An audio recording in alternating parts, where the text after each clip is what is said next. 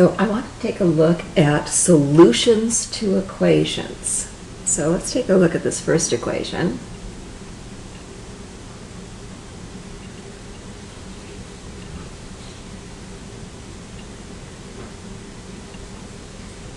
Can you figure out what the solution of that equation is without doing any of our algebraic steps?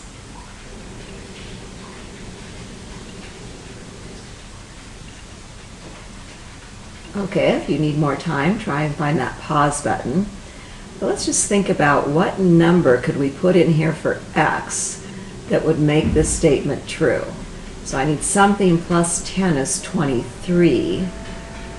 And if I think about it, if I take 13 plus 10,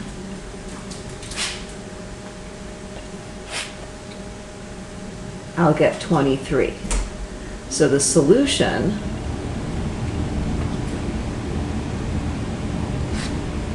is that x has to equal 13. Okay, let's try another one. And again, try and figure this one out without doing any algebra steps to it.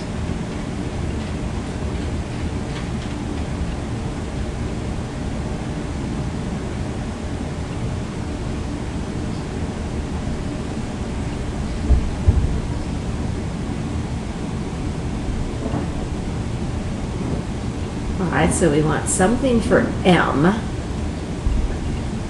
so that when you take 15 minus that number, we'll get 10. And 15 minus 5 would equal 10. So my solution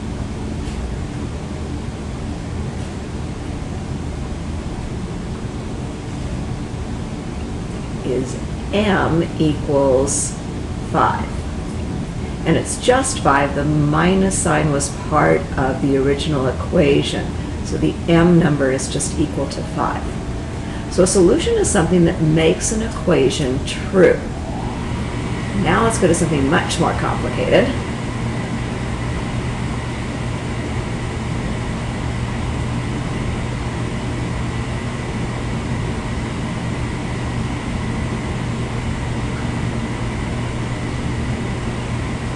Now we don't want to try our algebra steps on this because we've got a variable x and we have a variable y.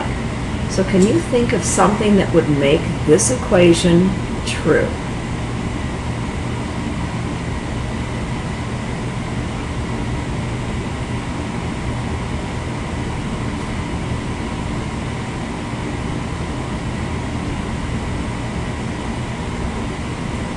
I'm going to give you a few more seconds because this one's a little more complicated to think about.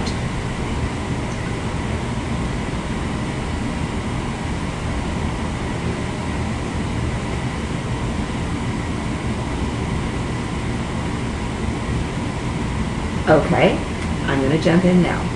Now, because there's two variables, we have to think about two values for this equation. So let's suppose that x equals 1. Then to make this equation true, we've got 10 minus 2 times 1.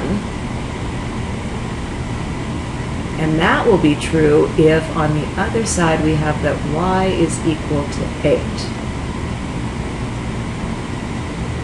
So one solution is that if x is 1, then y is 8. Okay, let's try and find another solution. Let's suppose we build a table for our x's and y's. And we say something, well, let's let x be 2. Then y has to be something so that 10 minus 2 times 2 is true. And so 10 minus 4 would be 6. So another solution to this equation is if it's x is 2, y is 6. Let's find a third solution to this equation. Let's let x be 4. I'm going to put this solution in an ordered pair where we know x comes first. Now if x is 4,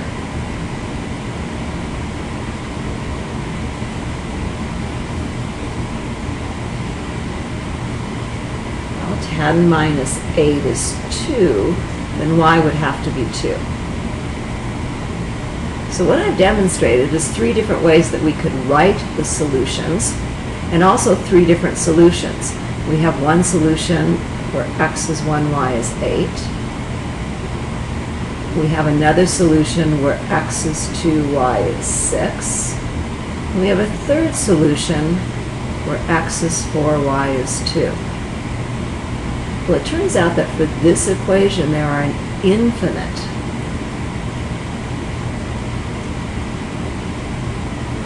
number of solutions. And each solution comes in the form of what does x equal and what does y equal. And so we can write that either as this format or in a table or in an ordered pair. But there are an infinite number of possibilities of what you could pick for x and then find out the y value that makes it true. So one of the things that we like to do when we're dealing with an equation like this is actually draw a graph of it. So, so I'm going to do some of this work and put all of my solutions in a table. So we had where x was 1, y was 8, and where x was 4, y was 2. I'll get rid of this.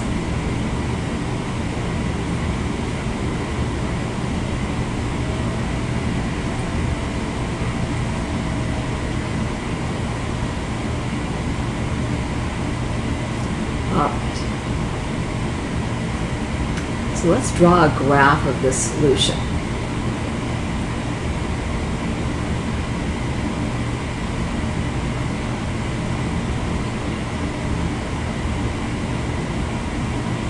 Remember that the x that comes first is on the horizontal axis, and the y that comes second is on the vertical axis.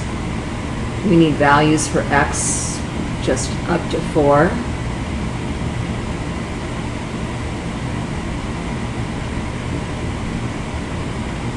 I need values for y that go up to 8.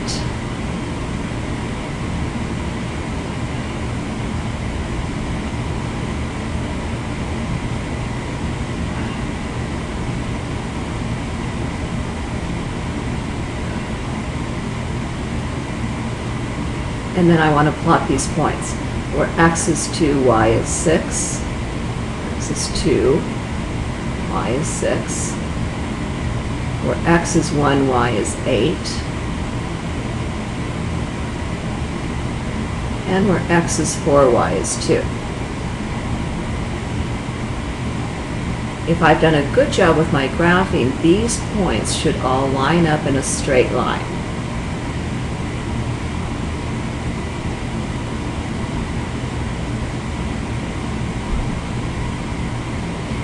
That line is a picture of all of the solutions to that equation. So now I have an equation, which is the algebra. I have a table, so there's some numerical values here. And I have this picture, which is the graph of those equations and those points. All right, the next thing I'd like to do is take that same equation and put that in the calculator.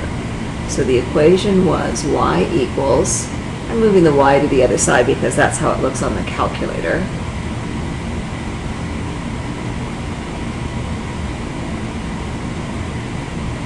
So going over to the calculator, we want the y equal button. If you have an equation here, make sure you clear it out first.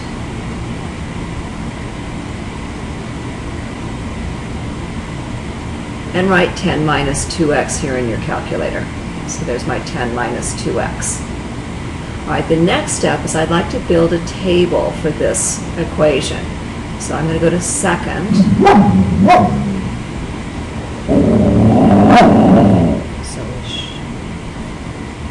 And then window for table set. All right, I have my table to start at 0, which is fine, and to go up by 200s, and I don't think I want to go up by 200, so I'm going to go down here to that delta table and have it just go up by 1s. So second graph over here will give me the table. And here you can see a lot of different ordered pairs that solve the equation. Here's our ordered pair 1, 8, 2, 6, and 4, 2. I've got some other numbers in here that I could use if I wanted to build more numbers to graph from. I also would like to see the graph.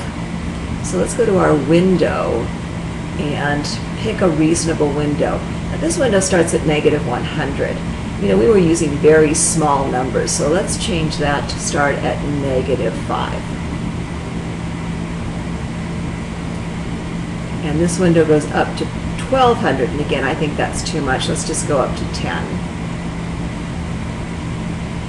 And we'll go up by ones. Scaling by ones for these numbers should be okay. Y-min, well, Y-min, let's leave that a fairly small number, -5. And Y-max, let's go up to 10. And also make that equal to ones. So I'm trying to remember what I had as my graph on the other page to come up with a fairly nice window for this graph. Let's take a look at that picture. And you can see that straight line that we were getting on the other one. Now each one of these tick marks represents 1. So I know this is about 5, or maybe exactly 5 where it crosses this axis. And this is about 10 where it crosses up here. Now because it's touching right here, I might want to make the Y value a little bigger.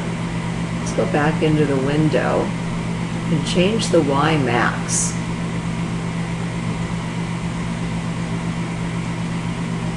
I'm just going to go up to 15.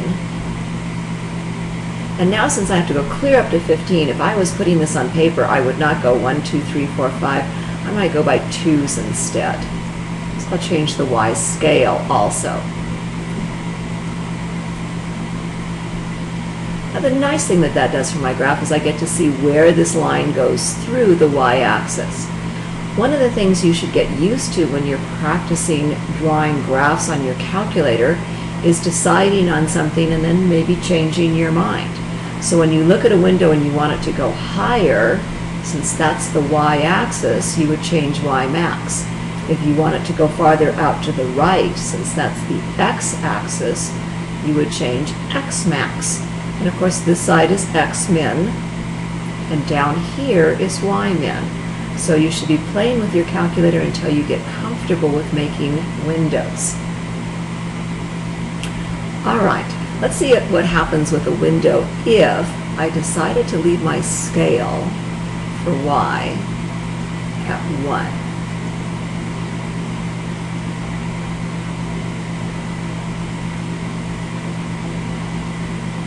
So the only thing that's happening here is now that the tick marks are much closer together. If they are very, very close together, you won't be able to even see them. It'll look like this is a bold line. So if you ever see a bold line over here, you know that you have not set a good scale for how big your numbers are.